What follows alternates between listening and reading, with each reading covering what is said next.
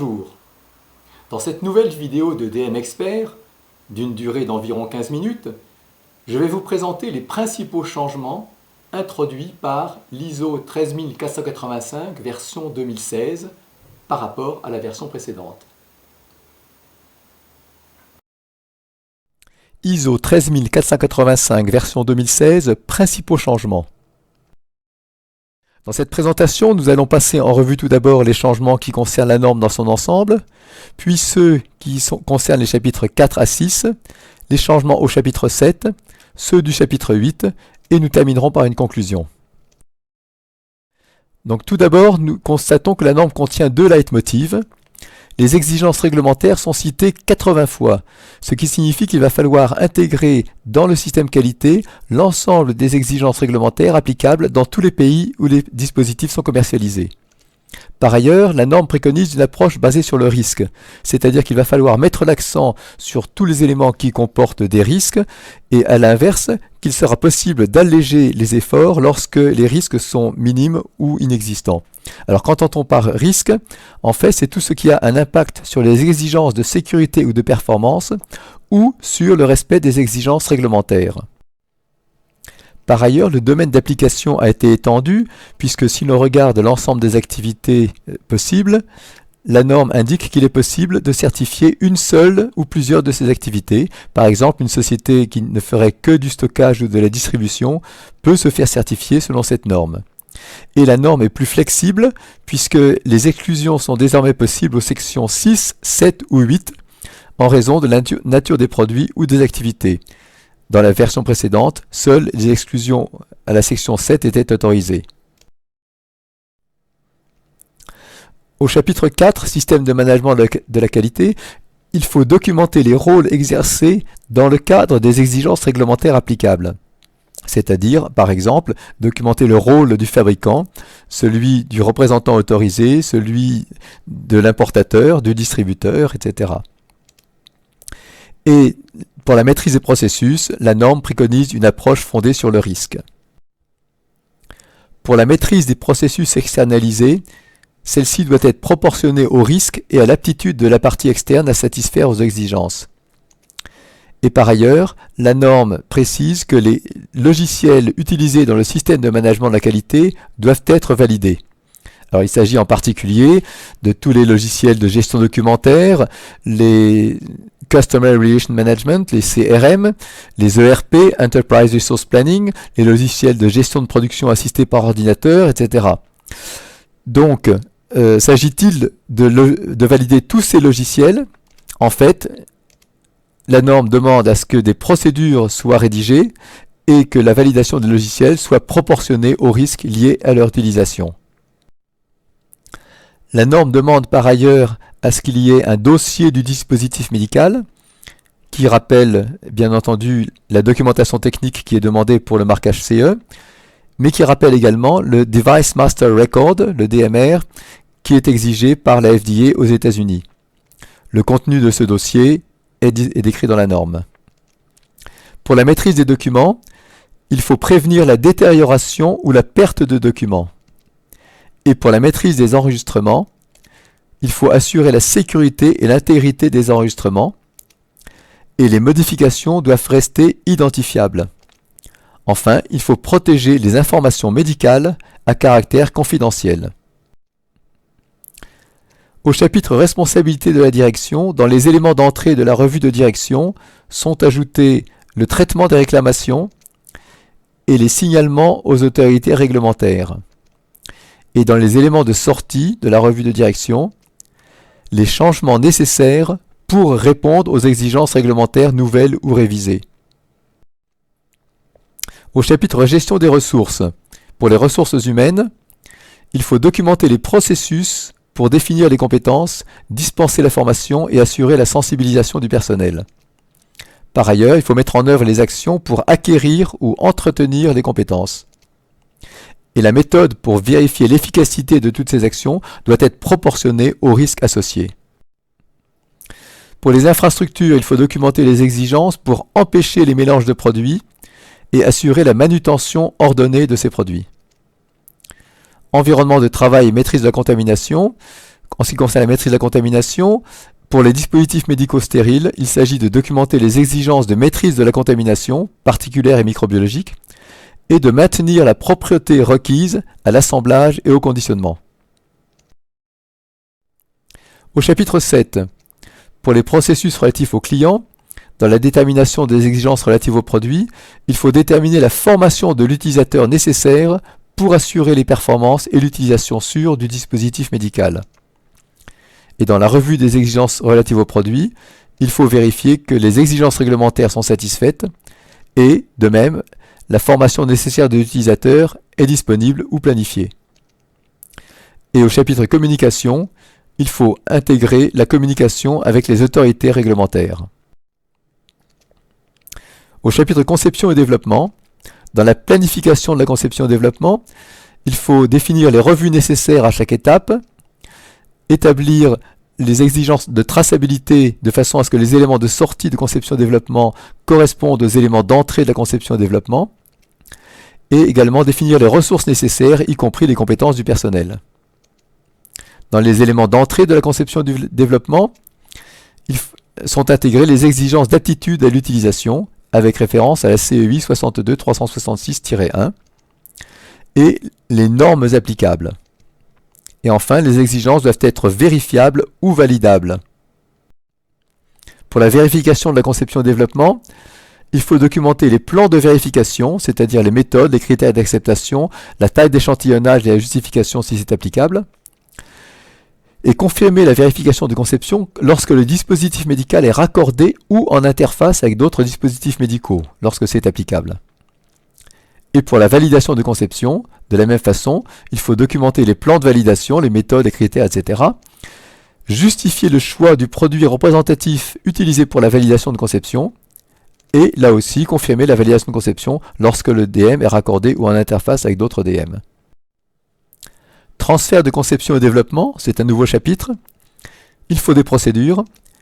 Et il faut vérifier que les éléments de sortie de conception et développement sont adaptés à la fabrication, c'est-à-dire qu'ils peuvent devenir des spécifications de production. Et il faut vérifier que les moyens de production envisagés peuvent satisfaire aux exigences du produit. Et par ailleurs, il faut enregistrer les résultats et les conclusions. Maîtrise et modification de conception et développement. Là encore, il faut des procédures. Et il faut déterminer la conséquence de la modification sur la fonction, les performances, l'aptitude à l'utilisation, la sécurité du dispositif médical et sur les exigences réglementaires. Et il faut inclure l'incidence des modifications sur les éléments d'entrée ou de sortie de la gestion des risques et sur les processus de réalisation du produit. Dossier de conception et développement. Là aussi, on voit tout à fait le parallèle avec le Design History File exigé par la FDA aux États-Unis. Il faut maintenir un dossier de conception et développement pour chaque type ou famille de dispositif médical qui va contenir la démonstration de la conformité aux exigences, les enregistrements des modifications de conception et développement. Au chapitre achat, processus d'achat, l'évaluation et la sélection des fournisseurs doivent être proportionnées aux risques associés au dispositif médical. Et en cas de non-respect des spécifications d'achat par le fournisseur, la réaction doit être proportionnée aux risques associés aux produits achetés et conformément aux exigences réglementaires. Dans les informations relatives aux achats, il faut un accord écrit, si applicable, pour que le fournisseur notifie par avance les modifications apportées au produit si cela peut avoir une incidence sur les exigences d'achat. Vérification du produit acheté. Cette vérification doit être proportionnée aux risques associés au produit acheté. Et si le produit acheté est modifié, il faut déterminer l'incidence sur les processus de réalisation ou sur le dispositif médical. Production et prestation de services. Dans les prestations associées, il faut analyser les enregistrements pour déterminer si ceux-ci ne cachent pas des réclamations potentielles et également utiliser ces enregistrements comme source d'information pour des améliorations. Pour les dispositifs médicaux stériles, il faut conserver les enregistrements des paramètres de stérilisation et garantir la traçabilité de chaque lot de production. Validation des processus de production et de prestation de services. Il faut des procédures qui inclut les critères d'acceptation, la qualification des équipements et du personnel, les méthodes spécifiques, mais aussi les techniques statistiques, la taille d'échantillonnage et la justification, et les critères pour revalidation, et également l'approbation des modifications apportées au processus. Pour la validation des logiciels, celle-ci doit être proportionnée au risque et à l'incidence sur l'aptitude du produit à respecter les spécifications. Exigences particulières pour la validation des processus de stérilisation et de systèmes de barrières stériles. Ce qui est nouveau, ce sont les procédures pour la validation des systèmes de barrières stériles. Et les procédés doivent être validés avant leur mise en œuvre et les enregistrements sont à conserver. Identification. Il faut attribuer un identifiant unique au dispositif médical si cela est requis par les exigences réglementaires applicables. C'est le fameux Unique Device Identifier, UDI, ou identifiant unique des dispositifs en français. Maîtrise des équipements de surveillance et de mesure. Il faut des procédures pour la validation des logiciels utilisés pour la surveillance et la mesure des exigences. Et l'approche doit être proportionnée aux risques associés à leur utilisation. Au chapitre 8 maintenant, pour les retours d'information, il faut une procédure pour les retours d'information de la production et des activités de post-production, et ces retours d'information doivent servir d'éléments d'entrée de la gestion des risques. Pour le traitement des réclamations, la procédure doit inclure la nécessité de notifier ou non les autorités réglementaires, et s'il n'y a pas d'expertise, il faut documenter la justification. Dans la version antérieure de la norme, il était indiqué s'il n'y a pas d'action corrective ou préventive, il faut documenter la justification. Signalement aux autorités réglementaires. Là aussi, il faut une procédure pour la notification aux autorités réglementaires et les enregistrements doivent être conservés. Surveillance et mesure du produit. Il faut identifier les équipements d'essai utilisés pour les mesures lorsque c'est approprié. Alors, quand est-ce donc approprié? Eh bien, c'est expliqué au début de la norme. Lorsqu'approprié, c'est si c'est nécessaire pour assurer la conformité du produit aux exigences, garantir la conformité aux exigences réglementaires applicables, ou pour mettre en œuvre des actions correctives, ou pour gérer les risques.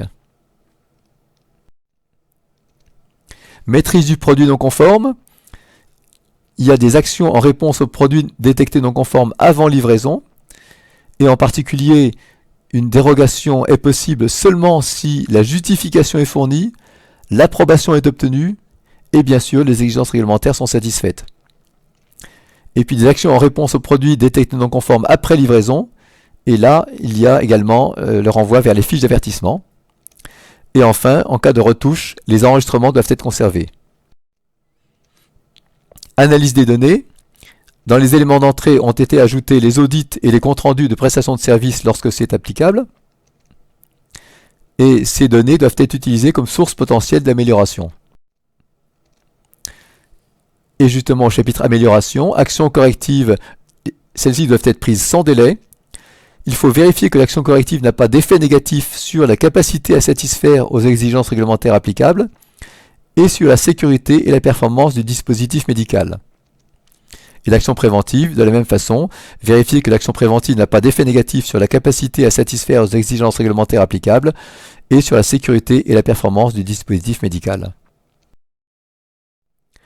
Donc en conclusion, on voit qu'il y a un rapprochement manifeste avec les exigences américaines du Quality System Requirement à travers la validation des logiciels utilisés dans le système de management de la qualité, le Device Master Record, le Design History File, le transfert de conception, la maîtrise des changements. Par ailleurs, il y a un grand pas vers l'harmonisation internationale avec la prise en compte de l'identifiant unique des dispositifs, UDI. Et les exigences de la norme sont adaptables en fonction des risques associés, ce qui est une démarche tout à fait pertinente. En conclusion, vous êtes fortement incité à vous mettre à niveau sans tarder, puisque cette norme apporte beaucoup d'avantages. Pour en savoir plus, vous pouvez nous joindre à l'adresse contact@dm-expert.fr. Et pour être informé de la mise en ligne des prochaines vidéos de DM Expert, abonnez-vous gratuitement à notre lettre d'information réglementaire normative, le flash de DM Expert, en cliquant sur www.dm-expert.fr. Merci pour votre attention.